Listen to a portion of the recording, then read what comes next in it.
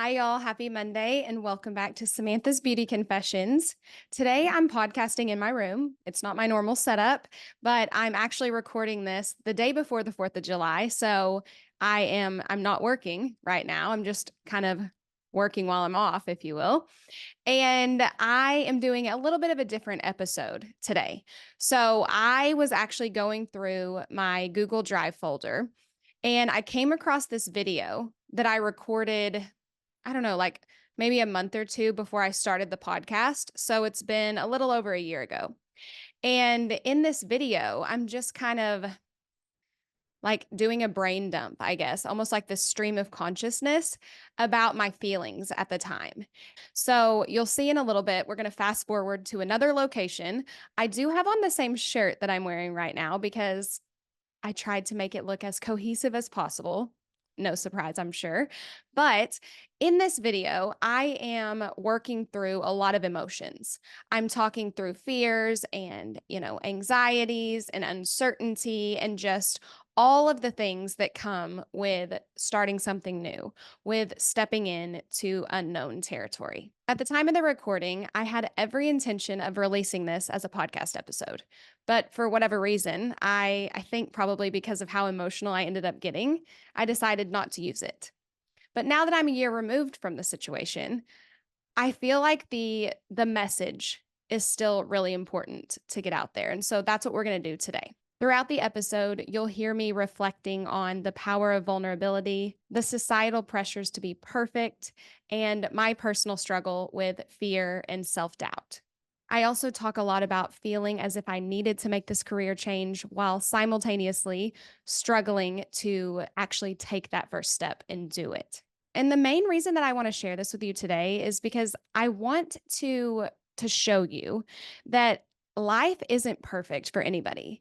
And sometimes with social media, I think that it can appear that way, that you look at people through the lens of their Instagram or their TikTok or whatever, and you think that there's no struggling behind the scenes. But what you're about to hear or watch if you're on YouTube is very much a normal, quote unquote, day in my life, and especially at the time of making these changes.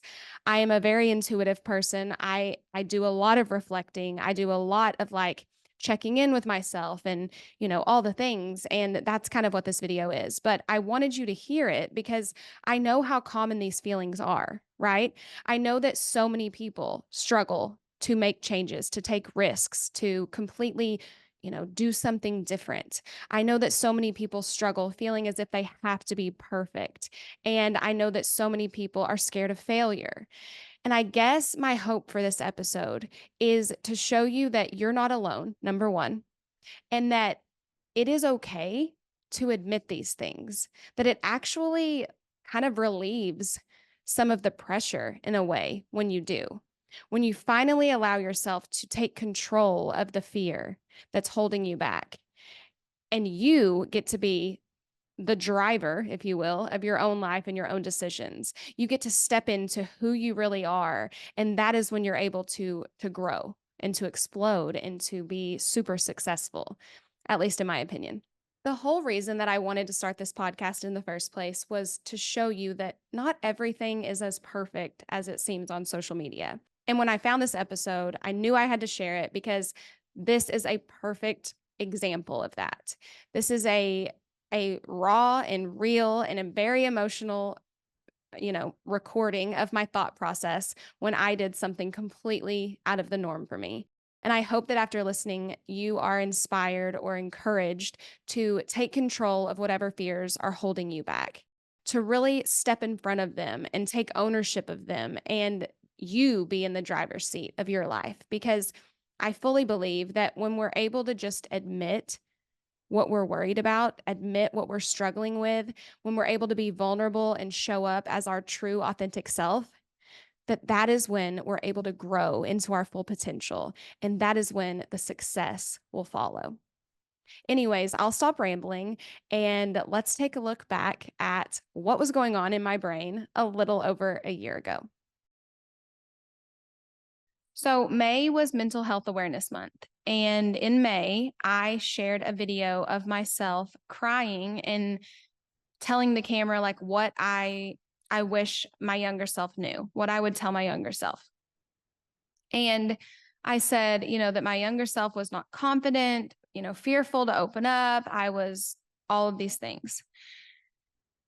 And in the video, I teared up, I start crying. It was a very raw, clip of me. And when I shared it, the response that I got was crazy.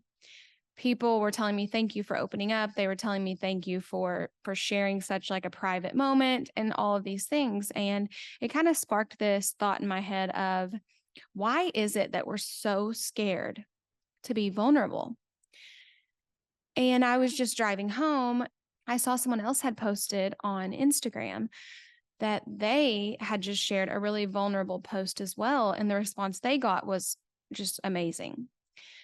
And so I wanted to come in here. I have nothing to go off of. I have no notes. I have nothing. I just wanted to just kind of share something on my heart. And that is that the main reason that I want to have a podcast is to bring awareness to the fact that none of us are perfect, that every single person is terrified in one way or another about being vulnerable. Yes, there are varying levels of the fear of vulnerability. However, I would almost bet that every single person has either gone through or is currently going through a stage or a phase in their life where they are terrified to open up about something. And it got me thinking, why is that? And so before I sat down to record this, I looked up where does the fear of vulnerability come from? And the two things that popped up were, number one, from constantly getting, told no, or trying something and failing at it, or getting repetitive results when trying to do a specific thing. The other thing, though, which is the hill I will die on, is that fear of vulnerability stems from our childhood. And I know that we can't just blame everything on our childhood, and that is not what I'm trying to do at all.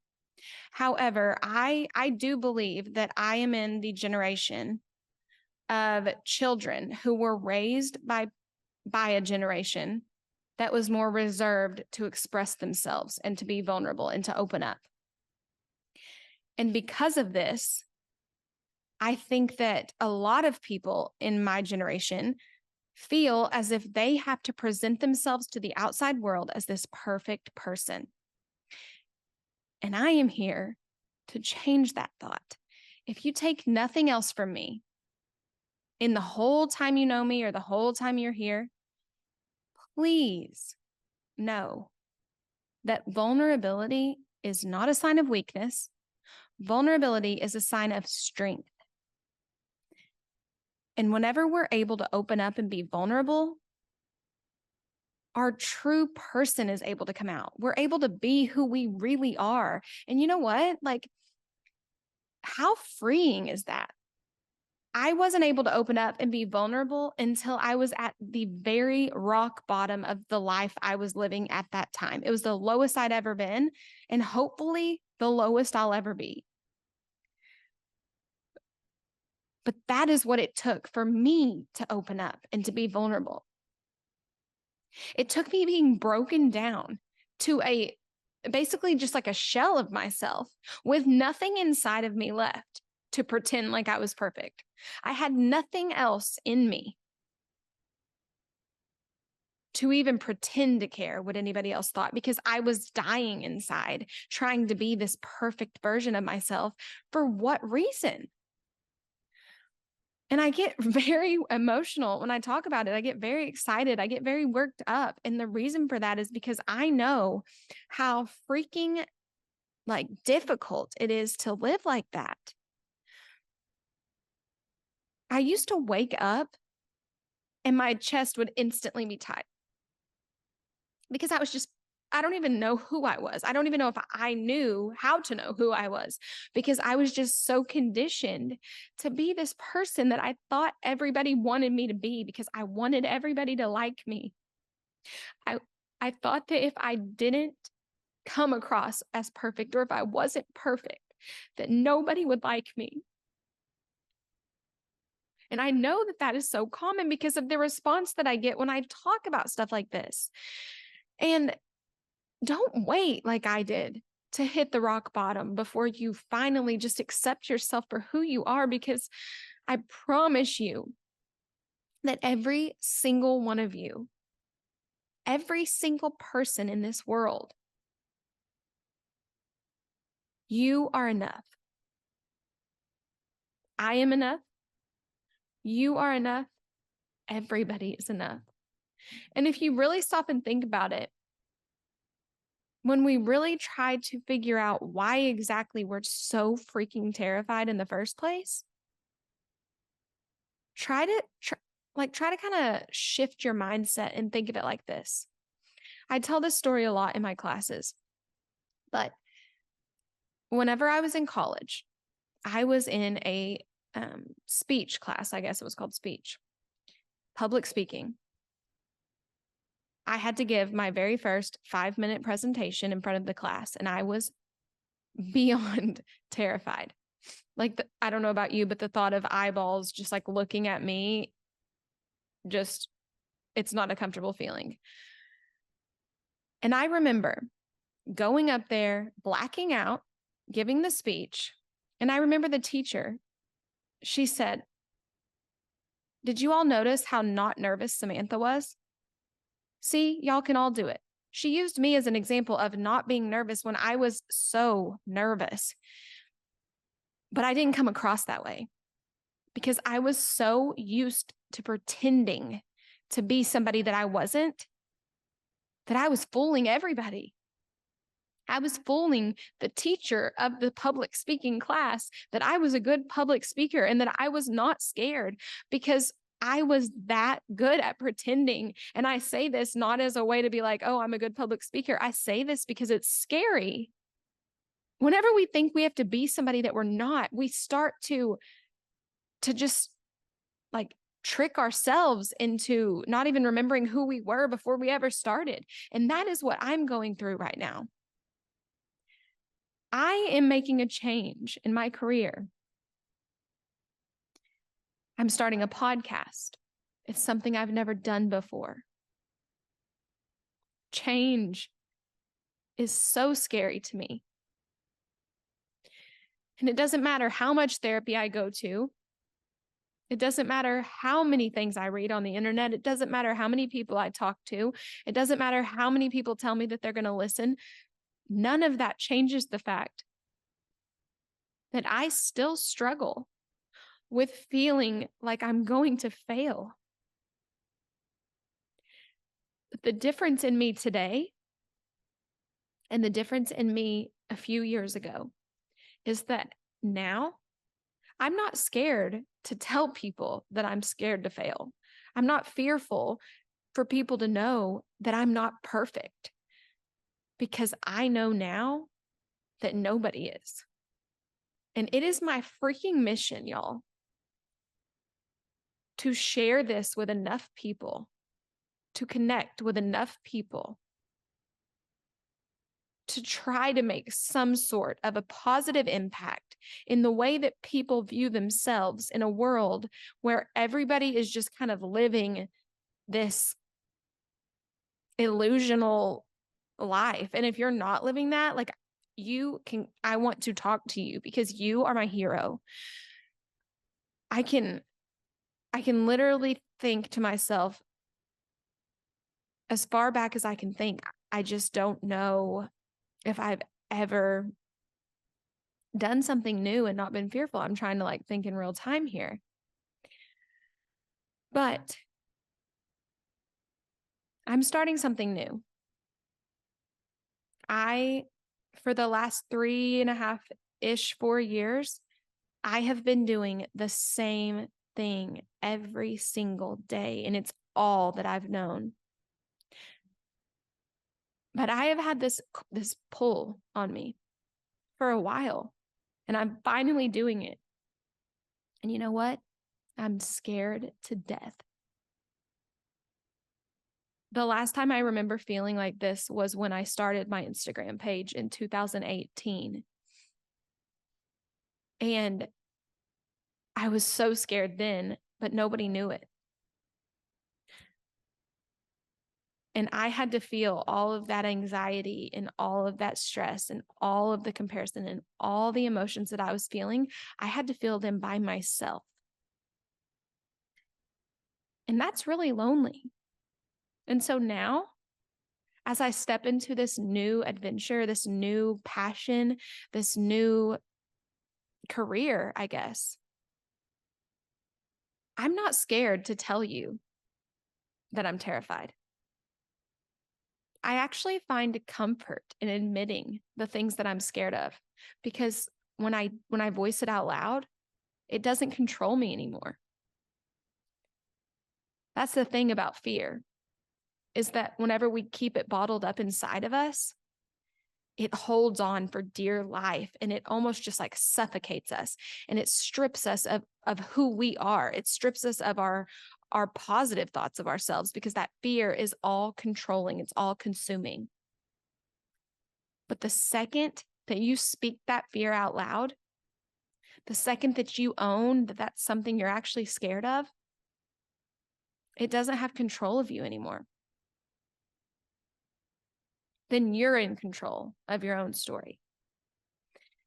And for me, I want to document every single step of this journey, because I hope to one day look back when I have grown even more than I've grown in the last few years.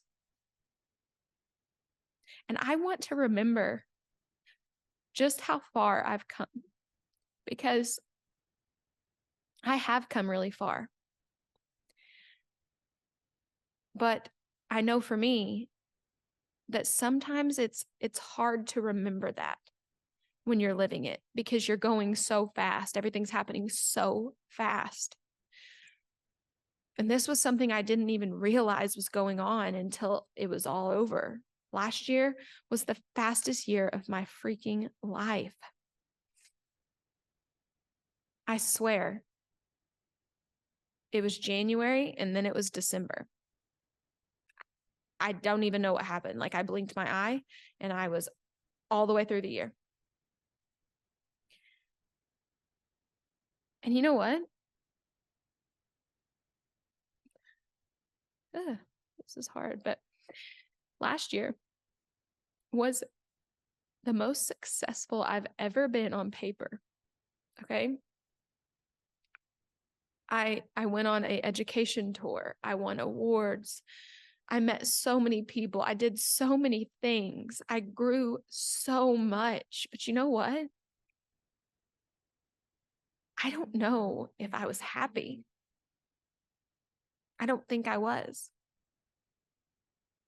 Because when it was over, I didn't make memories with the people who I care about the most. Most of my memories were working.